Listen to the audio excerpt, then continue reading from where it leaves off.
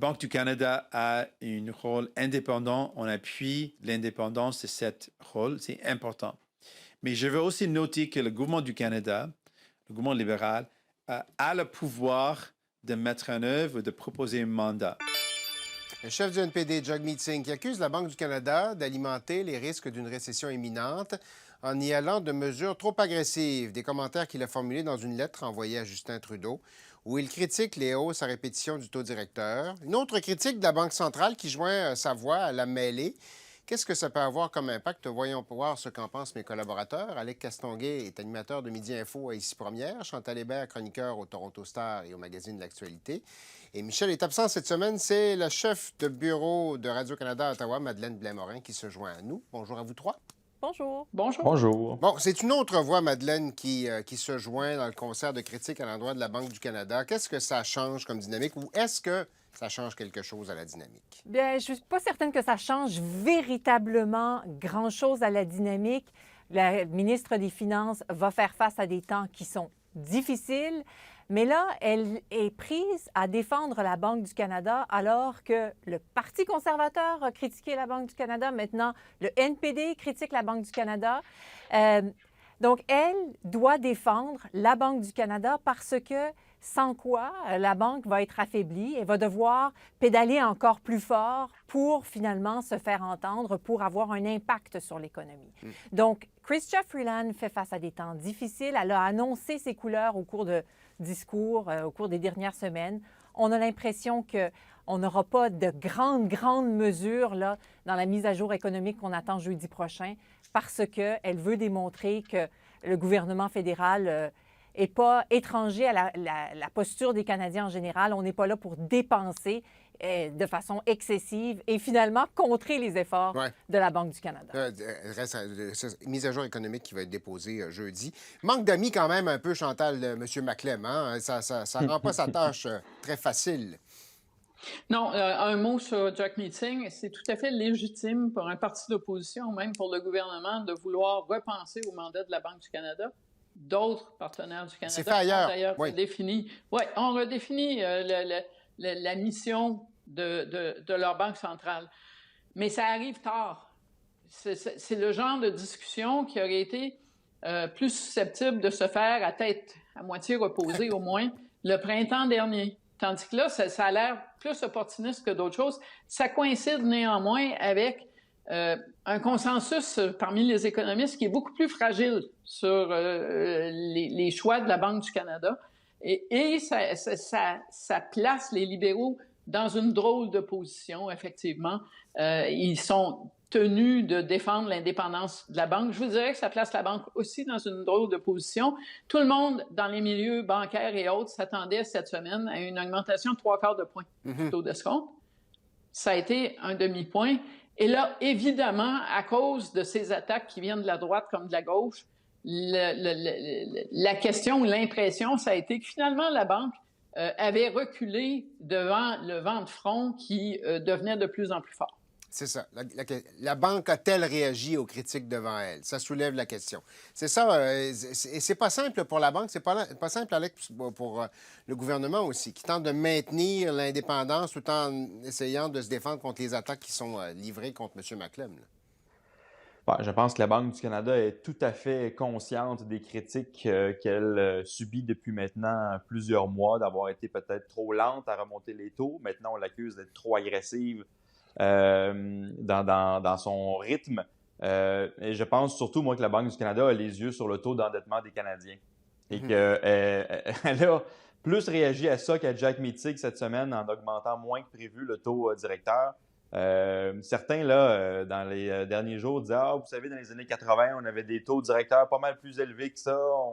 On s'énerve avec 3,25, 3,75 %. Oui, mais l'endettement des Canadiens n'est pas le même. Le prix des maisons, des hypothèques non plus. Il y a une limite à ce que la Banque du Canada peut augmenter et je pense qu'elle vient de s'en rendre compte. Là. Il y a des gens qui vont avoir de la difficulté vraiment là, à rencontrer leurs obligations. Alors, il y a ça dont la Banque du Canada doit tenir compte. Et le message qu'elle a envoyé cette semaine, non seulement en augmentant moins rapidement, mais aussi en disant, vous savez, le rebond devrait venir, ça ne devrait pas être trop long, la récession devrait être courte, en voulant dire, vous savez, il y a des jours heureux qui s'en viennent. Tout ça, ça répond aux critiques qui disent, vous allez nous plonger là, artificiellement dans une récession. La Banque du Canada répond, mais c'est pour votre bien.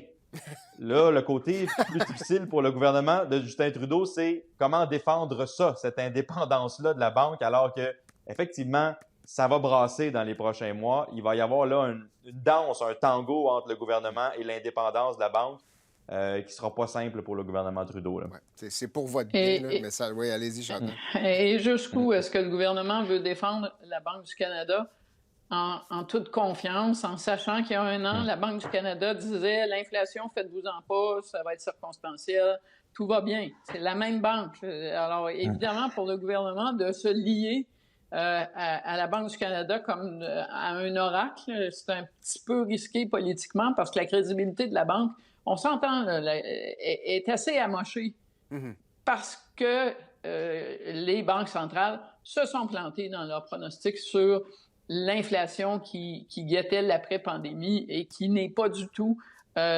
aussi passagère que ce qu'ils avaient prédit. Même en ajoutant la guerre en Ukraine, le fait est que tout étant mis là-dedans, c'est normal que les gens regardent ça et se disent, voyons donc, c'est la même banque qui a dit au gouvernement il y a un an, tout va bien aller. Petit travail d'introspection à faire peut-être après la crise, on verra. On va faire un saut du côté de Québec, une autre crise, celle-là dans les hôpitaux, dans les urgences des hôpitaux. Le ministre de la Santé, Christian Dubé, qui a commenté cette semaine sur sa piste de solution. On l'écoute, puis je vous reviens tout de suite après. On va faire une cellule de crise avec 3-4 PDG à Montréal. Puis on va s'assurer que la collaboration qu'on veut avoir, puis là, je ne vous dirai pas les mesures additionnelles qu'on va faire, parce que ça va être à la cellule de crise de nous suggérer, mais cette cellule de crise-là qu'on a mis en place, là, va venir nous faire des recommandations très spécifiques.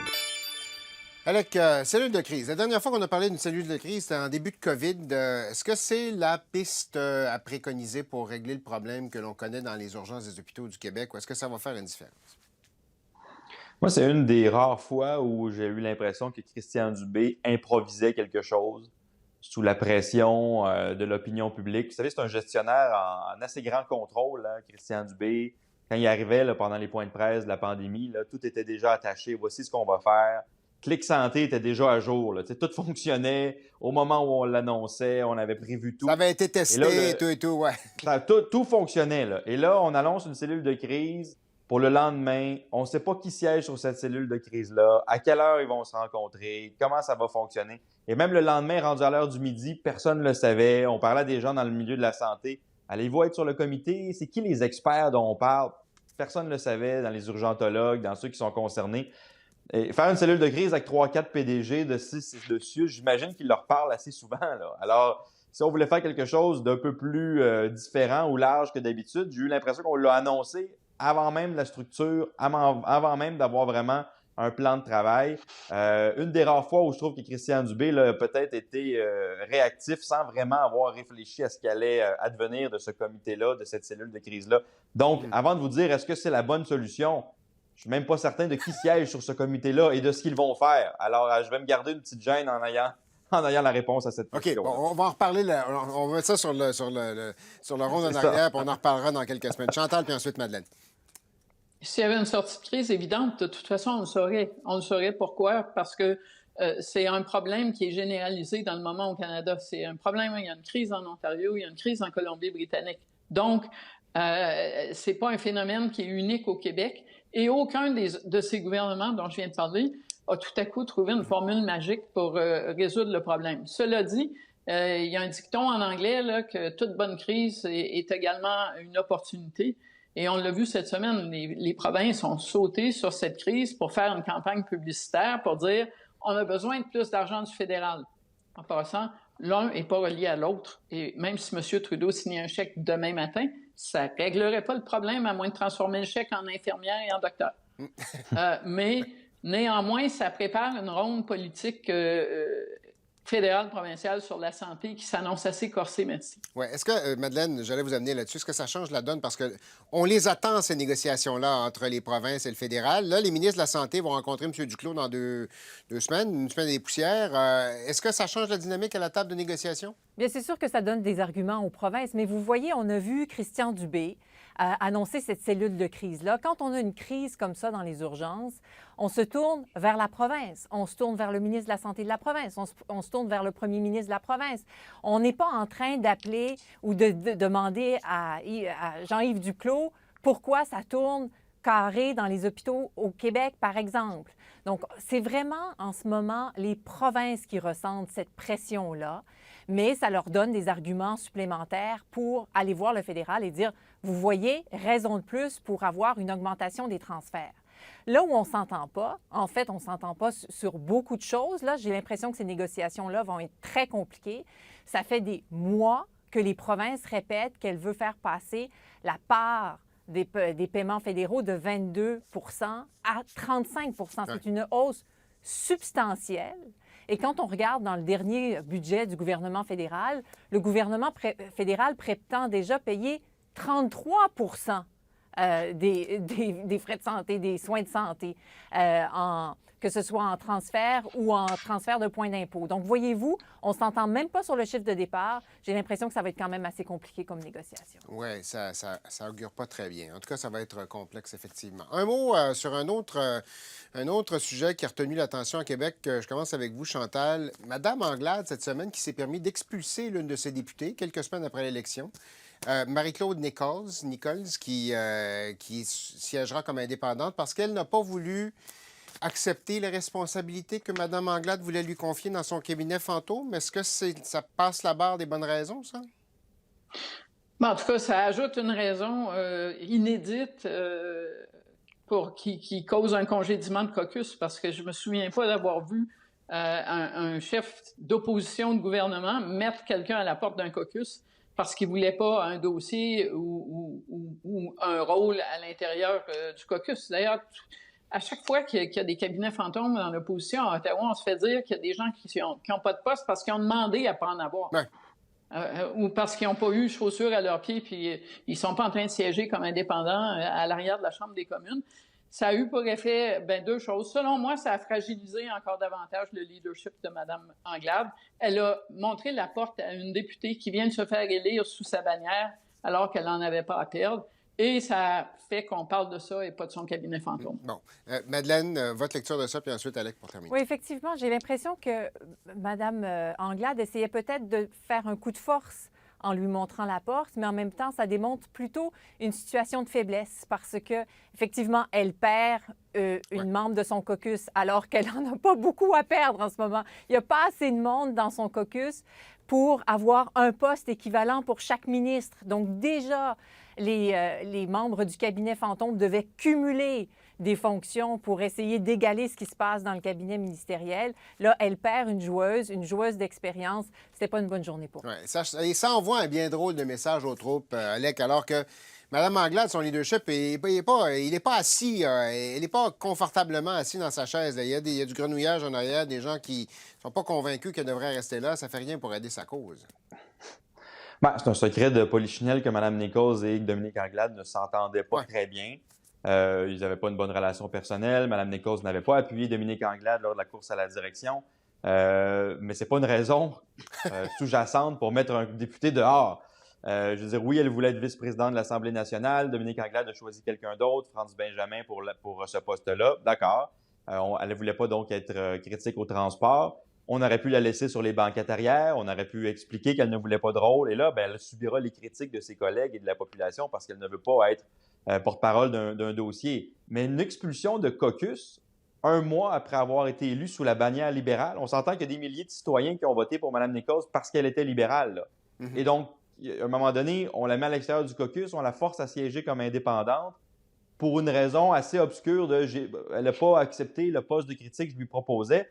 On met la barre bien basse. La prochaine fois, ça va être quoi? Ça va être vous n'avez pas la bonne couleur de bas en entrant au caucus, vous avez attaché vos lacets de la mauvaise manière. À un moment donné, c'est que les gens se disent attendez, là, on peut-tu faire de la politique pour les bonnes raisons? L'animosité entre les deux femmes n'est pas une raison pour expulser quelqu'un d'un caucus. Moi, je trouve que c'est nettement exagéré. Chantal, rapidement. Non, et cette barre basse, là, elle va revenir hanter non pas la députée qui siège comme indépendante, mais la chef du parti. Parce qu'il va y en avoir d'autres événements beaucoup plus difficile à gérer. Et si elle continue à montrer la porte aux gens à la moindre incartade, bien, Québec solidaire va devenir l'opposition officielle. Sur cette sage conclusion, on se laisse là-dessus. On reprend ça la semaine prochaine. Alex, Chantal, Madeleine, merci à vous trois. Au revoir. Au revoir. Au revoir.